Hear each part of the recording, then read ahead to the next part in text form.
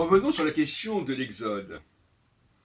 Pour moi, il s'agit d'un document contrefait et antidaté.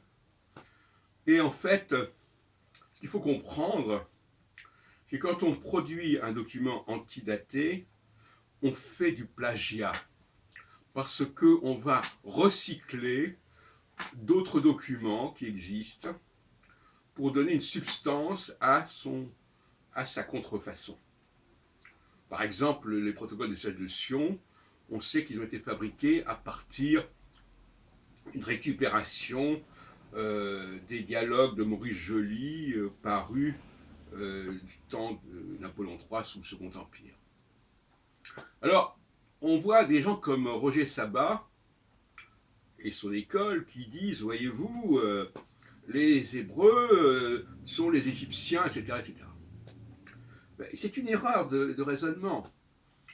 Il est un fait que dans cette contrefaçon qu'est le Pentateuque en général, et notamment le livre de la Genèse et celui de l'Exode, il y a eu des emprunts.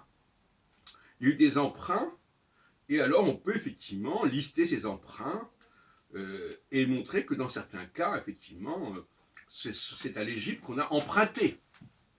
Mais ça n'a strictement aucune valeur pour expliquer d'où viennent les Israélites ou les Hébreux, ou comme vous voudrez.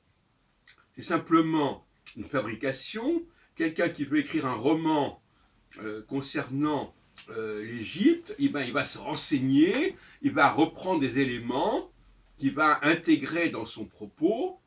Point final. Il ne faut quand même pas être trop naïf. Donc, c'est une contribution tout à fait heureuse que fait Roger Sabat quand il montre les dimensions égyptiennes de l'Exode, par exemple, mais pas seulement, mais il en tire des conséquences et des conclusions tout à fait exorbitantes, décalées. De la même façon que, je sais pas, Pierre Brindamour, quand il a travaillé sur les sources des centuries, a trouvé des sources, bon, très bien, c'est parce qu'on trouve des sources de l'inspiration de celui-ci ou celui-là que cela veut dire quelque chose de vraiment précis. Ça veut dire simplement que la personne s'est servie de ses sources. Point final.